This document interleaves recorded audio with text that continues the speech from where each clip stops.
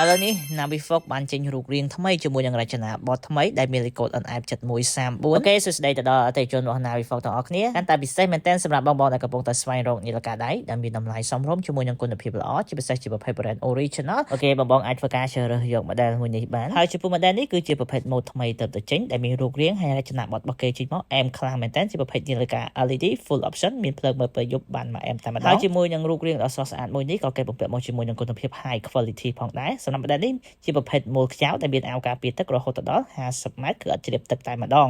ហើយចំពោះខ្សែវិញគឺជាប្រភេទខ្សែជ័រ silicone ស្វិតតាំងងាយស្រួលក្នុងការពាក់មែនតើចំណែកកញ្ចក់វិញក៏ជាប្រភេទ metal glass ដែលធន់ខ្លាំងមែនតើនឹងការបាក់បែកនិងការស្កូតបានយ៉ាងល្អហើយបណ្ដានេះក៏ជាប្រភេទប្រើថ្មដែលយើងធ្វើការធានាគុណភាពរហូតដល់2ឆ្នាំណាបងៗ stock ក៏យើងមានច្រើនពណ៌មែនតើបងៗអាចធ្វើការជ្រើសរើសបានដូច្នេះចំពោះ detail ពណ៌នីមួយៗបងៗអាចមើលនៅក្នុង comment ឬក៏ធ្វើការឆាតមកកាន់ page បានចំពោះបងៗមានបំណងចង់ធ្វើការកំងអាចបញ្ជាទិញតាមរយៈ online ក៏បានព្រោះយើងធ្វើការ free ដឹកជញ្ជូន25ខេត្តក្រុងឬក៏បងៗចង់មកមើលដល់ហាងផ្ទាល់ក៏បានដែលទីតាំងរបស់យើងមាន2សាខាទី1នៅខាងអគារបូរីកាឡាសាខាទី2នៅក្បែរផ្សារស្ទឹងមានជ័យចាស់ព័ត៌មានលម្អិតបងៗអាចតាក់ទងមកកាន់ page ឬក៏ Telegram បាន